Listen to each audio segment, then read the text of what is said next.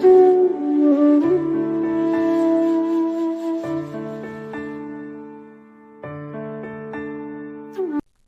જિલ્લામાં સામાજિક સેવા અંતર્ગત રિપેરિયા ફાઉન્ડેશન દ્વારા 300 જરૂરિયાતમંદોને કીટનું વિતરણ કરવામાં આવ્યું.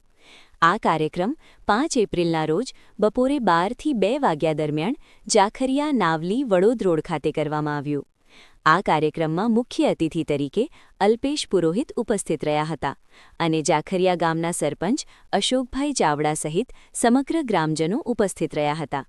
આ કાર્યક્રમનું આયોજન રિપેરિયા ફાઉન્ડેશનના સ્થાપક માધુરી પટેલ દ્વારા કરવામાં આવ્યું હતું.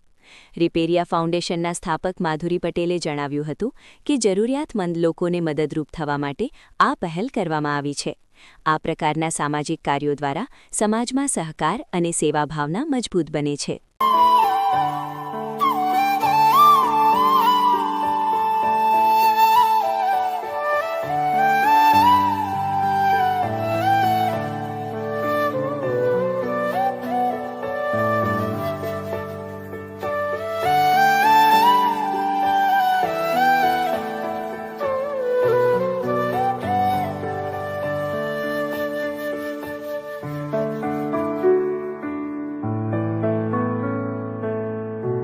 જી બેન, આપણું નામ, પરિચય અને આજનો કાર્યક્રમ. હા, મારું નામ માધુરી પટેલ છે. હું રિપેરિયા ફાઉન્ડેશન તરફથી આજે રાશન કીટ વિતરણ થવા જઈ રહી છે જાખરિયામાં, જે આણંદ જિલ્લામાં આવી રહ્યું છે. જ્યાં જરૂરિયાતમંદ ગરીબ પબ્લિક જે છે એમના માટે અમે લોકોએ અનાજ કીટનું પોતાના સ્વયં ખર્ચે જે કીટ રેડી કરી છે, આજે એનું ટોકનથી વિતરણ થવા જઈ રહ્યું છે. બેન, આ પ્રેરણા તમને ક્યાંથી મળી? હું પહેલેથી જ ચેરિટી તો કરતી જ હતી. હું એજ્યુકેશન ડિપાર્ટમેન્ટમાં જ વધારે કરતી હતી, પણ હવે એવું થયું કે ગરીબ પબ્લિકોને બી મદદ કરું, જેથી એ લોકોને રાશન કીટ આપવાથી એ લોકોને બી કંઈક ઘરમાં જે જરૂરિયાત ખૂટતી હોય, પૂરું તો બધું ના કરી શકાય, પણ જે થોડી ઘણી મદદ થઈ શકે એ કરવાનું પ્રયત્ન છે. પહેલું મહત્વપૂર્ણ પગલું ભર્યું છે આજે. આપણા આગામી કાર્યક્રમ શું કરવા જઈ રહ્યા છે?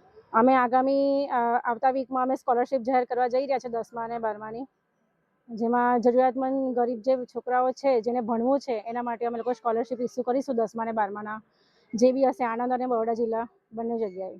બેન, તમે કીટોનું વિતરણ કરવા માટે જે તૈયારી બતાવી છે, એમાં જે ગરીબોને સિલેક્ટ કર્યા છે એ કેવી રીતના સિલેક્ટ કર્યા છે? હા, અમે લોકોએ એમના અહીંયા આગળ આ જે ટાઉન સિલેક્ટ કર્યું, પહેલાં અમે એમ લોકોના આધાર કાર્ડ ઉઘરાયા અને આધાર કાર્ડ ઉઘરાઈને અમે લોકોએ જોયું કે એમના ઘરમાં બી જરૂરિયાત છે જ, અને ત્યાર પછી અમે એમને ટોકન આપી છે. એટલે આધાર કાર્ડનું વેરિફિકેશન બી છે અને ટોકન પણ અમે લોકોએ આપેલી જ છે ફાઉન્ડેશન તરફથી.